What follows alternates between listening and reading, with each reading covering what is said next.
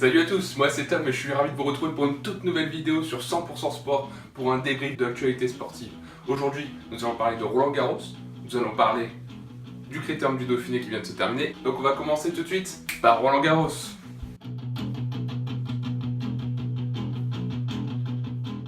Ok, alors à Roland Garros, qu'est-ce qui s'est passé pour l'équipe de France? Les filles, ça s'est super bien passé. On a eu Caroline Garcia qui a eu un déclic cette année, qui allait en quart de finale. Elle avait jamais passé le deuxième tour jusque-là. Elle est jeune, elle est talentueuse, énormément de potentiel. Et là, elle commence enfin vraiment à arriver à son niveau. Et ça fait très plaisir à voir. Ensuite, on a Mladenovic qui a éliminé tout simplement Muguruza en huitième de finale, mais qui s'est arrêté aussi en quart de finale. Malheureusement, c'est dommage, mais bon, elle a fait son mieux, elle a fait un bon tournoi. On a eu aussi Alizé Cornet qui a perdu face à Caroline Garcia justement en huitième de finale, qui a fait aussi un tournoi honorable. Enfin bravo aux Françaises en général qui se sont bien comportées sur et en dehors du terrain.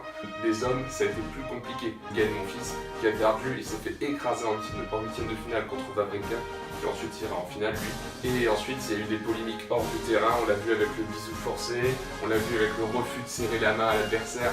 Il y a eu beaucoup de polémiques, ça a été compliqué, il va falloir vraiment retrouver un second souffle pour l'année prochaine, être en forme, les Bleus, on compte sur vous. Jelena Ostapenko, l'exploit vraiment de ce Roland Garros.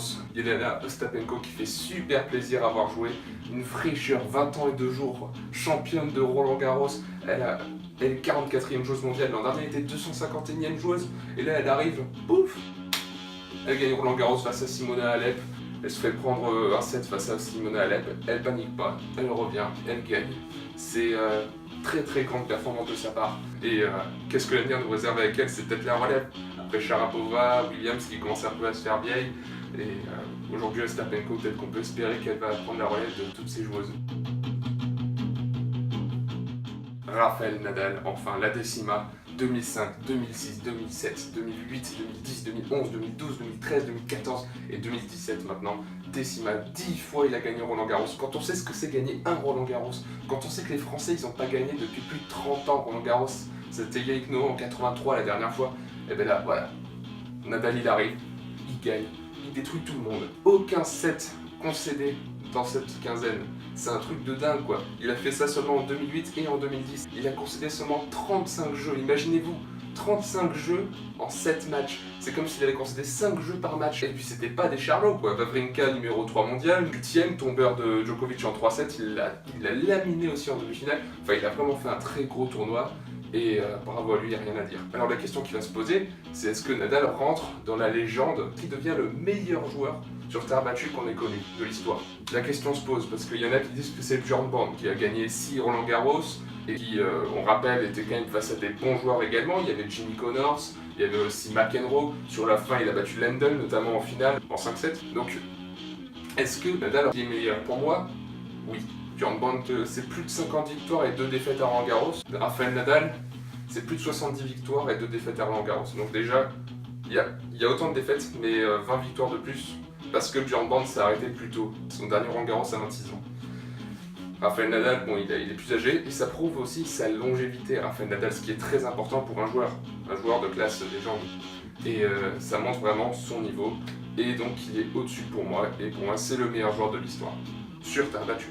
Parce qu'après, sinon, la question se pose, avec les McEnroe, avec les Roger Federer, surtout Roger Federer qui a 18 grands chelems quand même. Rafael Nadal est à 15 au total.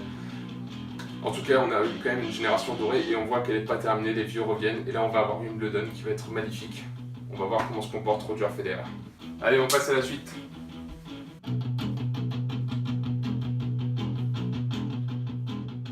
Maintenant, on passe au Critérium du Dauphiné.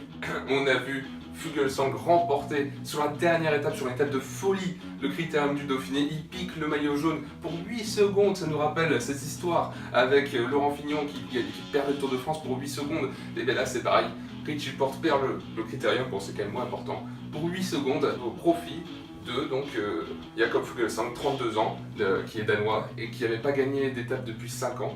Il gagne 2 étapes sur ce Critérium du Dauphiné, c'est une renaissance. On peut se demander, est-ce que c'est un outsider? Oui, c'est un outsider maintenant du Tour de France qui va arriver d'ici 2 semaines, d'ici quelques jours quoi.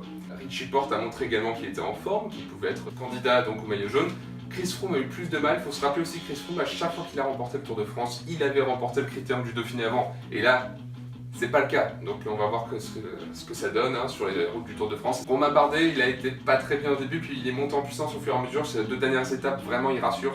Il a fait du bon boulot, il est passé de 9e à la 5e ou 6e place, je crois, 5e je crois. Donc oui, très, très bonne performance de Romain Bardet. On va voir, en tout cas ça donne l'eau à la bouche pour ce Tour de France qui va arriver.